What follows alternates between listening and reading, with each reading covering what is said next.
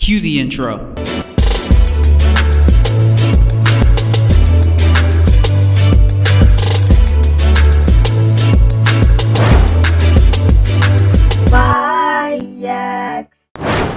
How's it going, animates out there? My name is YOZORA'S. Welcome back to another Kingdom Hearts 3 theory/discussion. Before we get this video started, if you're brand new to the channel, please be sure to hit that subscribe button, click that notification bell right beside it so that you won't miss every single content that comes here on this channel. So without further ado, let's go ahead and dive into the theory/discussion. So ever since YOZORA has been introduced in the Kingdom Hearts series, I personally wanted to know, where is he originally from? What's his origin story? Does he have one?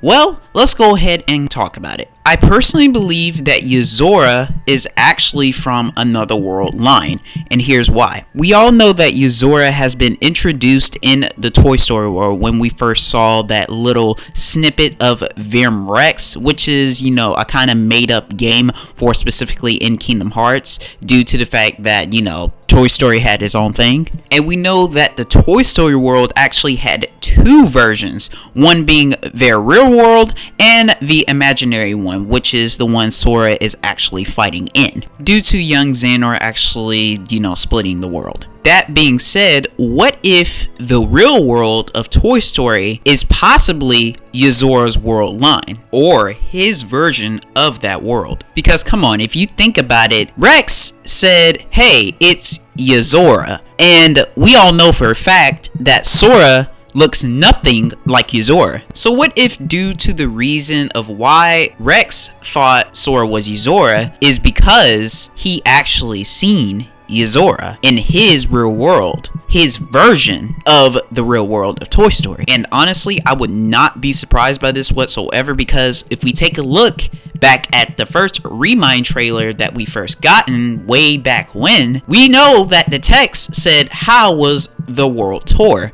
Indicating that young Xehanort could have possibly been jumping between world lines, just like potentially what the Master of Masters is currently doing. What if in that process, the Master of Masters actually taught young Xehanort how to actually cut gaps between worlds, not just to make another version of another world, but to actually split the world or make a copy of that specific world line to go to another world line. That being said, what if YOZORA is actually visiting the same worlds as Sora, but in his story version of that world? Because if you also take a look at YOZORA'S weapon, what if YOZORA'S weapon is actually another version of a Keyblade, but instead of a Keyblade, it turns out to be something else as that version? And I'm truly thinking that YOZORA could be possibly having the same journey as Sora in Kingdom Hearts 3. That also being said, I personally believe that when YOZORA is actually trying to save this girl, in the ReMind trailer that we saw in the Toy Story world, when he attempts to save the girl, he succeeds, but he probably does something that ends up,